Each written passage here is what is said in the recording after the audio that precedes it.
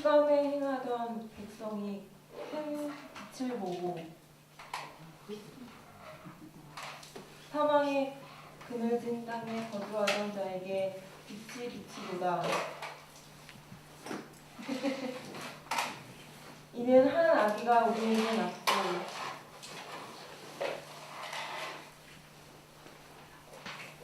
한 아들을 우리에게 주신 바 되었는데 그 정사와 평강에 더하기 무엇이며 또 다윗의 왕자와 그의 나라에 군림하여 그 나라를 굳게 세우고 만군의 여호와의 열심히 이를 이루시리라. 네. 메리 크리스마스. 메리 크리스마스. 네, 옆에 있는 사람과 함께 아기 예수님의 탄생을 축하합니다.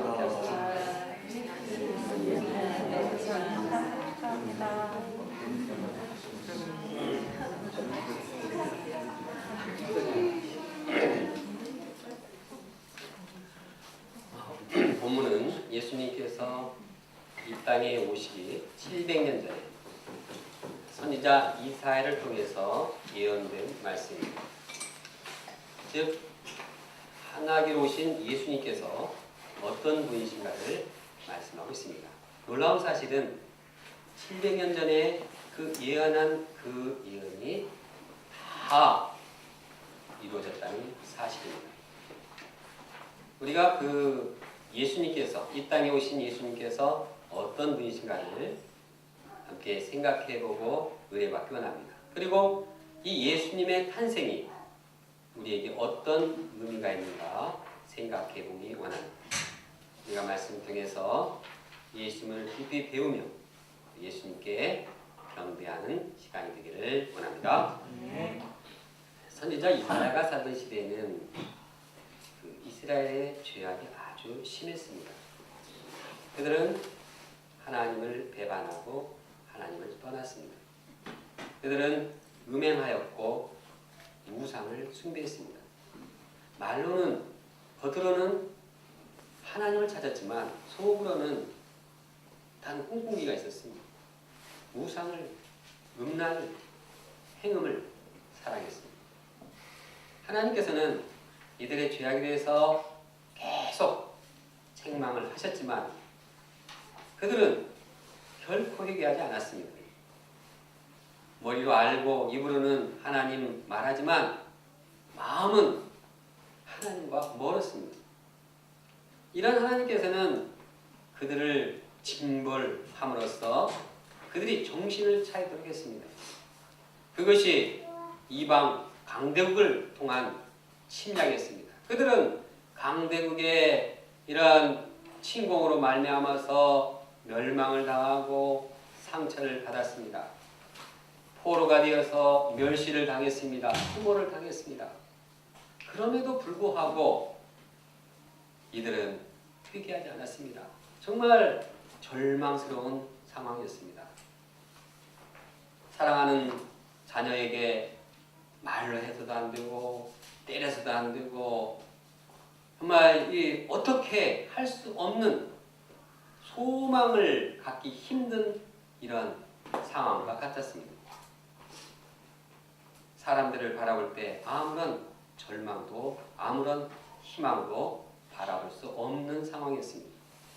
그러나 하나님께서는 이렇게 멸시받는 땅, 이렇게 수치를 당한 땅에 대해서 새로운 소망을 말씀하셨습니다. 본문에 나오는 스불론 땅과 납달리 땅은 갈리 지역을 말하는데 갈리 지역은 더 멸시를 당했습니다. 이스라엘 민족 중에서 더 천시를 당했습니다. 그러나 이제 하나님께서는 그 어둠의 땅, 그 절망의 땅에 새로운 소망을 말씀하고 있습니다. 이제는 그들이 멸시의 땅이 아니라 영화스러운 땅이 될 것을 말씀하셨습니다. 어두운 땅이 아니라 이제는 큰 빛이 비추게 되었다고 말씀하고 있습니다. 사망에 그늘진 그 사람들이 이제는 빛을 보고 환하고 생명력 있는 삶을 살 때에 될 것이라고 말씀하셨습니다. 그들은 하나님의 이러한 비전 가운데서 새롭게 됩니다. 그들은 창성하게 됩니다. 과거에 미디안 땅을 주님께서 다 무찌르듯이 그때 얼마나 신났습니까? 그렇게 신나게 됩니다. 그들이 탈취물을 얻고 이제 전쟁터에서 얻은 그 물건을 나누면서 기뻐하듯이 그들이 그러한 삶을 살게 됩니다. 그들이 행복하게 됩니다. 그들은 이제는 어두움과 모든 절망이 사라지고 이제 새로운 빛의 세계에 거하게 됩니다. 무거운 막대기가 다 이제 벗겨지고 내려집니다. 군인들이 신고 다니던 이 군화들 다 불살라버립니다. 무기들 다 사라집니다. 군인들 전쟁하는 소리 이제 사라지고 얼마나 시끄럽습니까? 이 소리가 조용해지는 것입니다. 이 땅 새로운 평화의 때가 오는 것입니다. 이스라엘에 놀라운 반전이 일어나게 되는 것입니다. 네. 어떻게 이러한 기적의 역사가 일어나게 되었습니까? 그것은 이 땅에 한 아이가 탄생으로 말미암아 이루어진 일입니다. 다 같이 6절을 함께 읽겠습니다. 시작. 이는 한 아기가 우리에게 낳고 한 아들을 우리에게 주신 바 되는데 그의 어깨에는 정사를 메었고 그의 이름은 기모자라 모사라 전능하신 하나님이라 영존하신 아버지라 평강의 왕이라 할 것입니다.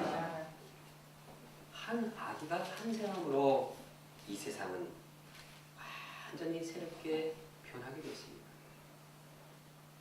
한 아기인데 그 한 아기가 이 땅에 오심으로써 인생이 바뀌고 가정이 바뀌고 민족이 바뀌고 세계가 달라지게 되었습니다. 한 사람, 한 아기, 그분의 탄생이 인류 역사를 새롭게 했습니다. 과연 그 한 아기는 누구입니까? 그분은 하나님의 아들이죠. 그리스도 예수님을 말합니다. 과연 한 아기 예수 그리스도가 누구이길래 이렇게 역사를 새롭게 하고 우리의 세상을 변화시키고 우리 인생을 새롭게 하게 되었습니다. 첫째, 한 아기는 원더풀 카운슬러입니다. 누구라고요? 원더풀 카운슬러. 성경은 그 한 아이의 이름을 기묘자요 모사라고 말하고 있습니다. 그런 말 요즘 잘 안 씁니다. 모사라 뭐 그런 말 많이 안 쓰죠? 네.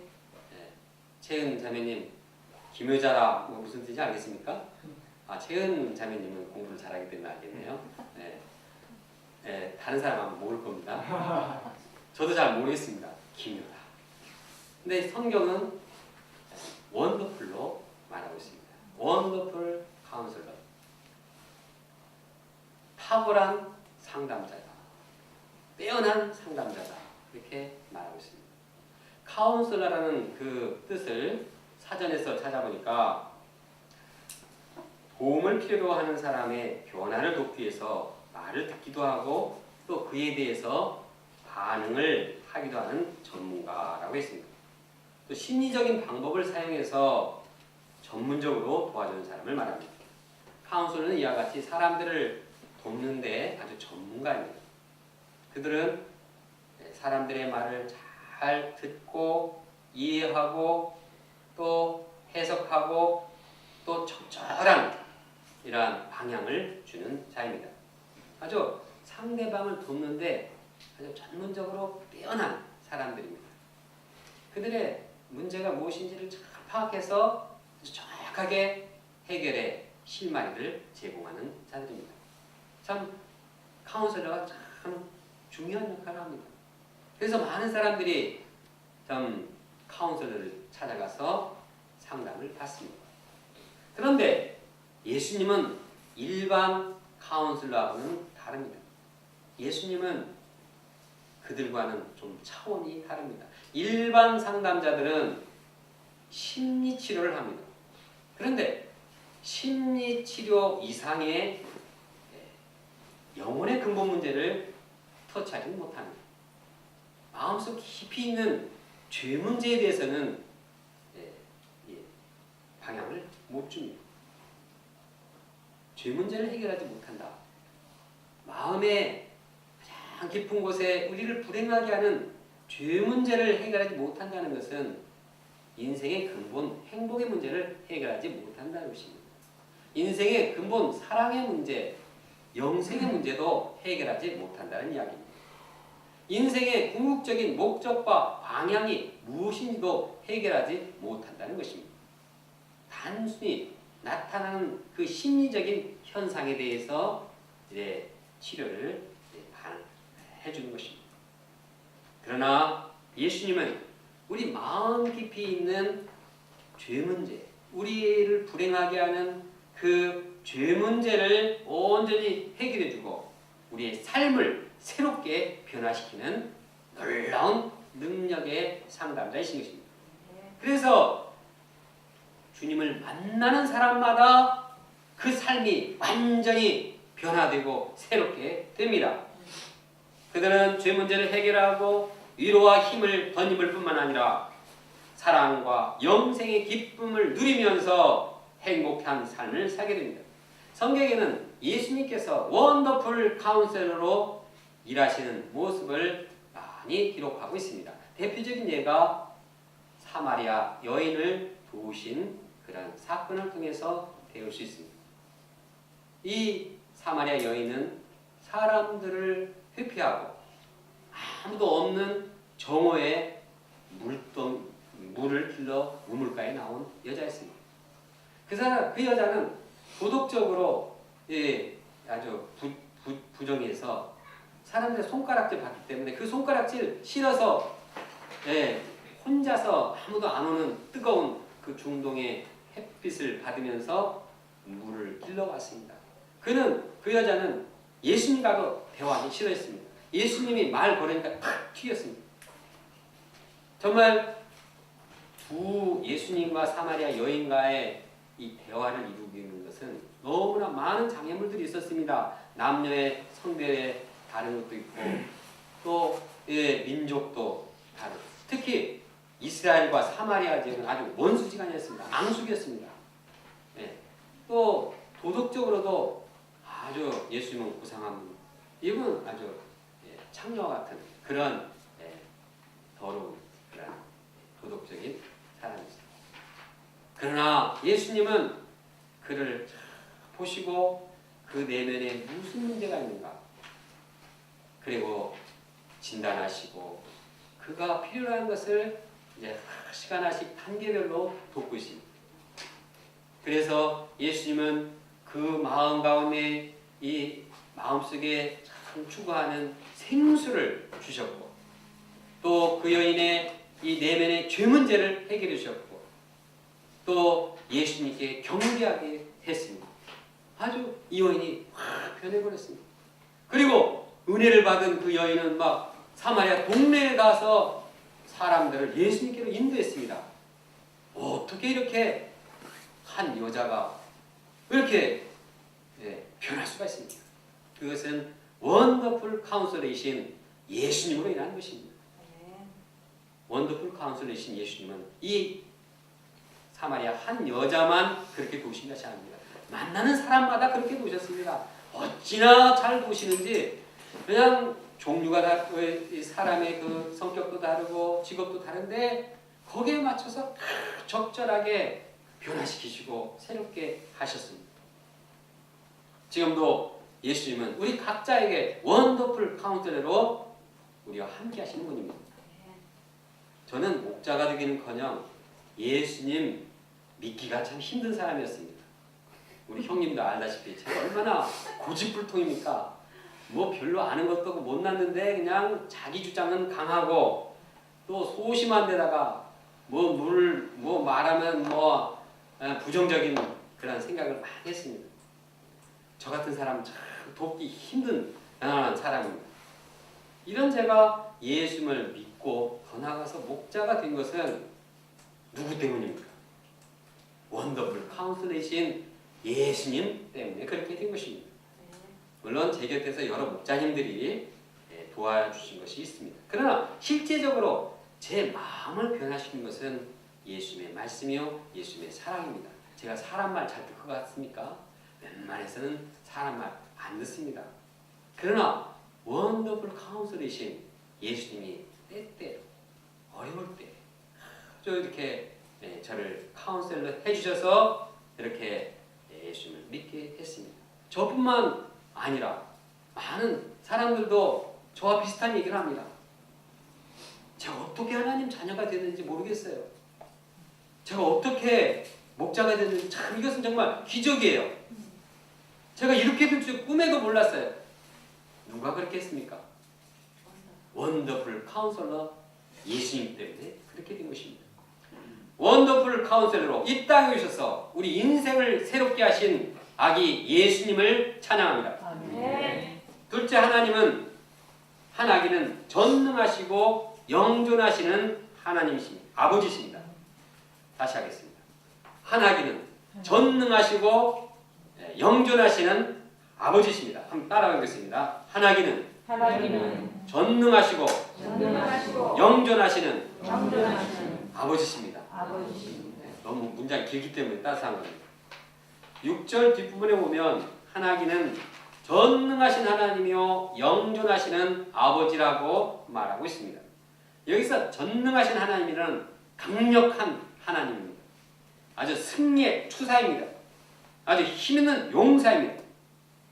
한 아기 예수님은 죄의 세력, 불의의 세력, 타락한 세력에서는 단호하게 맞서는 분입니다. 그대로 넘어가지 않는 분입니다. 사람들을 괴롭히고 불행하게 하는 그런 세력에 대해서는 그냥 일벌 무찌르고 내면에 파고드는 죄의 세력, 사탄의 세력도 가만히 두지 않고 그것을 완전히 박살내시는 추사입니다. 동시에 예수님은 자신을 믿는 자들에게는 한없이 사랑스러운 아버지입니다. 아버지가 어떤 자입니까? 아버지는 그냥 자식들을 막 깊이 사랑하고 막 주어도 더 주고 싶어하는 그런 분이 아버지입니다. 믿는 자들에게 한 아기 예수님은 정말 사랑과 인자가 충만하신 분입니다.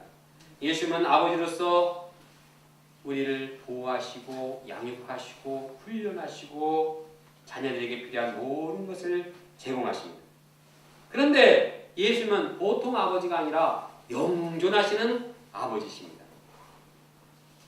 하나님 예수님은 영원히 살아계신 아버지십니다. 그리고 살아계셔서 우리를 영원한 세계로, 영생의 세계로, 하나님 나라의 세계로 우리를 인도하시는 분입니다. 그래서 그곳에 영원토록 함께 왕노릇하게 하시는 분입니다. 이것이 우리가 갖는 궁극적인 인생의 소망인 것입니다. 그럼 우리는 전능하시고 영존하신 하나님이 우리와 함께 계심을 믿어야겠습니다. 모든 능력을 가진 아버지, 영존하시는 아버지, 우리를 보호하시고 인도하시는 그 아버지가 계시다는 사실을 믿을 때 우리는 언제 어디서나 당당하게 살 수 있습니다. 왜 우리가 세상에서 기가 죽고 풀이 죽겠습니까? 왜 조그만 어려운 환경에 처하면 그냥 금방 죽을 것처럼 호들갑을 떨고 두려워합니까? 전능하시고 영존하신 아버지 하나님을 믿지 못하기 때문입니다. 우리가 죽어도 육신이 죽어도 우리를 살리시는 그 영존하시는 하나님이 지금 우리와 함께 계시고 우리의 모든 것들을 다 하시고 도울 능력이 있는 아버지가 나와 함께 계신데 왜 우리가 두려워하고 왜 우리가 기가 죽어 있습니까? 우리가 모든 필요를 제공하시고 우리를 영원케 살게 하시는 아버지 그 하나님 예수님을 믿어야겠습니다. 찬송가 465장 다음과 같이 찬양합니다. 마음속에 시험을 받을 때와 무거운 근심이 있을 때에 주께서 그때도 같이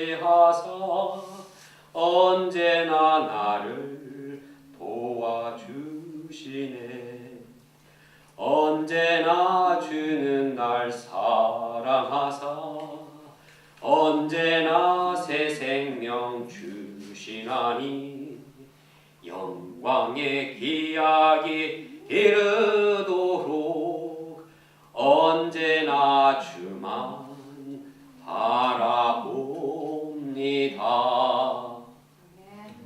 마음의 시험과 근심이 염려가 있을 수 있습니다. 그러나 주님 바라볼 때 영존하시는 주님, 전능하신 아버지가 우리와 함께할 때 우리의 모든 염려는 사라지고 우리는 마음에 생명력이 있고 평안이 있게 됩니다. 어떤 어려운 환경 속에서도 영존하시는 전능하신 아버지를 믿을 때 우리는 항상 감사하며 행복하게 살 수 있습니다. 우리가 아는 대로 선장을 아버지로 둔 한 꼬마의 얘기를 그런 얘기가 있습니다. 바다에서 풍랑을 맞은 배가 그 배 속에 있는 사람들은 막 우왕좌왕하고 두려워 떨고 막 어떻게 하냐 뭐 난리가 났습니다. 그런데 그 아이는 전혀 두려워하지 않았습니다. 그 이유를 물었더니 그 아이는 우리 아버지가 선장이에요. 우리 아버지는 어떤 풍랑도 다 뚫고 지나갈 훌륭한 선장이에요. 걱정 없어요. 이 아이의 고백이 우리 고백이 되기를 원합니다. 우리 고백이 되어야겠습니다. 인생의 풍랑과 역경과 광풍이 몰아쳐도 우리 아버지 영존하시고 전능하신 하나님께서는 우리를 영원한 하나님 나라로 인도하실 것이라는 확신을 가져야겠습니다. 그때 우리는 인생을 담대하고 당당하게 찬양을 부리며 나아갈 수 있는 것입니다. 셋째, 하나님은 평강의 왕이십니다. 본문에 보면 평강의 왕이라 할 것이라고 말씀하고 있습니다. 예수님은 이 땅에 평강의 왕으로 오셨습니다. 사실 평강의 왕 예수님과는 달리 이 세상에는 평화가 없습니다. 평화보다는 불안하고 두려움의 세력, 염려의 세력, 근심의 세력이 우리를 정말 평화를 깨트립니다. 한시도 한날도 우리가 이러한 평화로움을 간직하기 힘든, 그래서 답답해하고 고통해하고 정말 괴로워하며 사는 것이 우리의 인생이라고 봅니다. 그러나 이러한 평화가 없는 세상에 예수님께서는 평강의 왕으로 이 땅에 태어나셨습니다. 예수님은 그 인생 자체가 아주 평화의 이미지를 가지고 사셨습니다. 그분은 평화가 충만한 모습으로 이 땅에 오셨고 평화가 충만한 모습으로 사셨고 평화로서 평화를 주심으로써 이 땅을 가셨습니다. 예수님의 탄생의 그 첫 탄생부터가 아주 평화롭습니다. 한 아기를 보고 두려워하는 사람 없습니다. 아기를 보면 마음이 얼마나 평화롭습니까? 거기다가 부인하신 이 짐승에 함께 있는 그런 아기를 보고 두려워하는 사람, 그 사람 정신 이상자 아니면 그렇지 않을 것입니다. 예수님은 아기로서 평화로운 모습을 가지고 이 땅에 오셨습니다. 그래서 이 천군 천사들은 이 땅에 하나님의 땅에서는 하나님 기뻐하시는 사람들 중에 평화로다 하고 찬양하고 있습니다. 예수님께서는 자기를 믿는 사람들의 그 마음에 평안을 심어 주셨습니다. 네 믿음이 너를 구원하였으니 평안히 가라. 예수님은 우리가 믿을 때 평안을 주셨습니다. 예수님은 예루살렘에 입성하실 때 평화의 모습으로 평화로운 왕의 모습으로 입성하셨습니다. 어떻게 입성하셨습니까? 나귀 중에서도 새끼 그냥 비틀비틀하면서 세상 왕은 막 사도마차 막 이 툭툭툭 하면서 칼을 차고 막 이러는데 예수님은 그런 모습이 아니라 그냥 비틀비틀 막 애들이 막 쫓아다니면서 얼마나 평화롭습니까?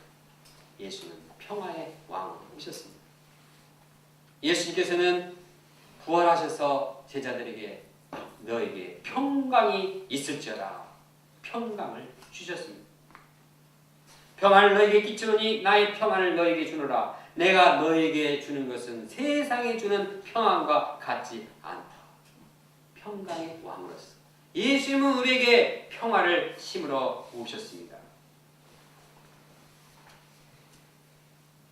이처럼 예수님은 평강으로 충만하신 왕입니다. 이 평강의 예수님께서 우리와 함께 하실 때 우리는 마음의 평화를 누리게 됩니다. 우리는 어디에서나 누구든지 예수님, 평화의 왕 예수님 함께 있을 때 우리는 평화롭습니다.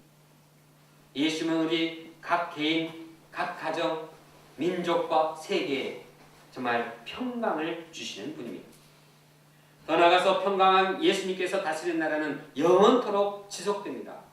평화의 나라는 영원히 하늘나라 영원한 세계까지 지속됩니다. 이 땅의 나라는 강대하지만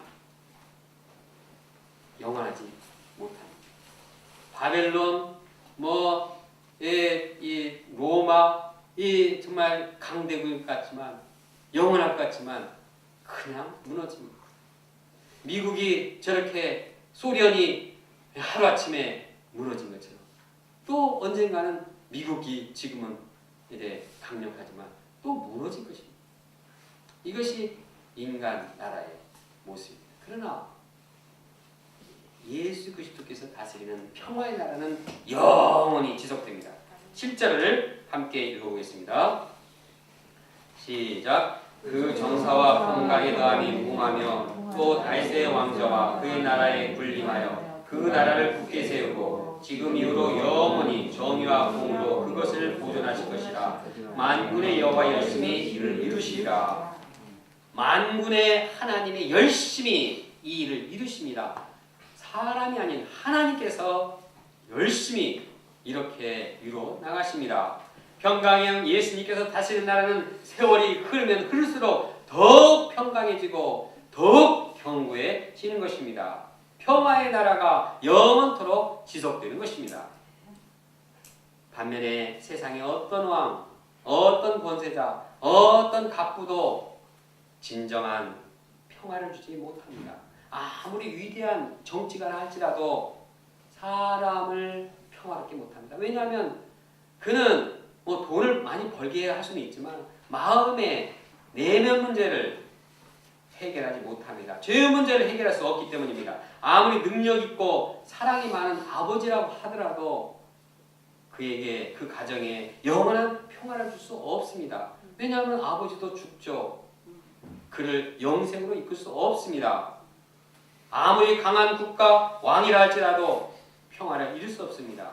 정치적이고 군사적인 힘으로는 평화가 아니라 오히려 죽음을 낳게 합니다.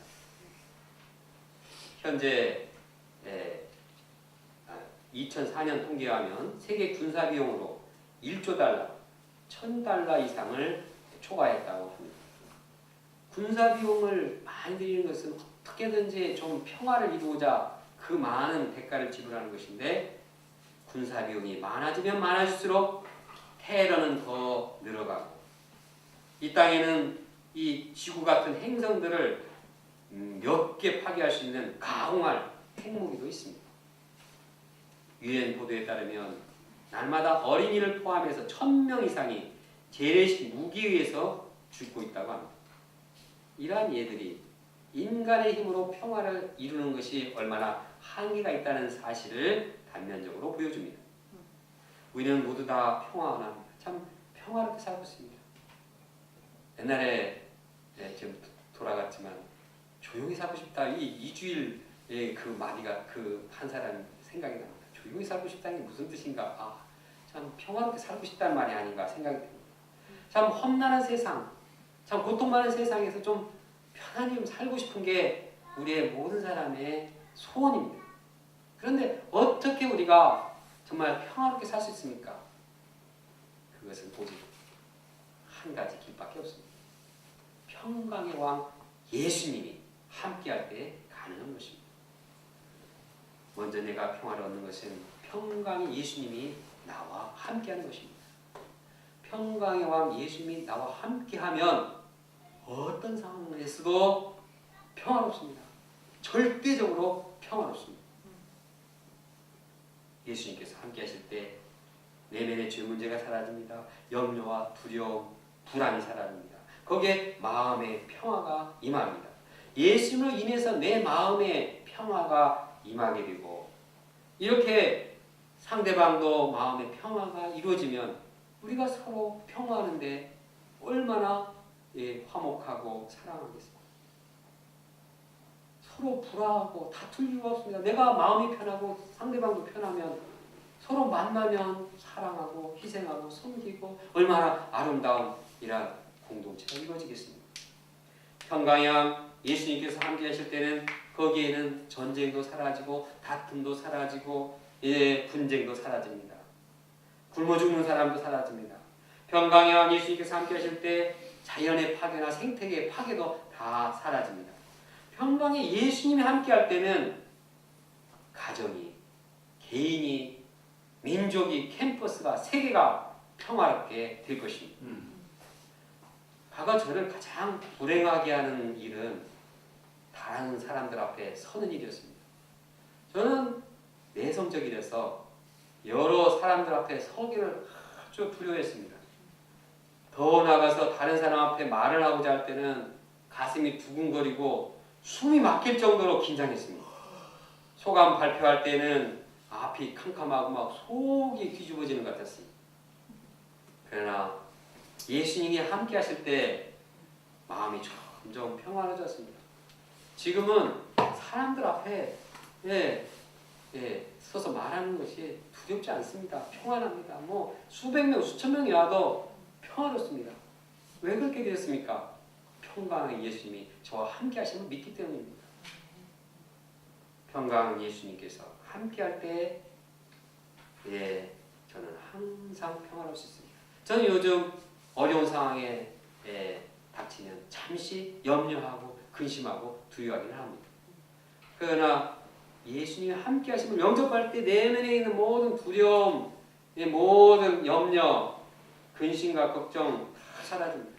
주님이 주시는 평화가 저에게 임하기 때문입니다.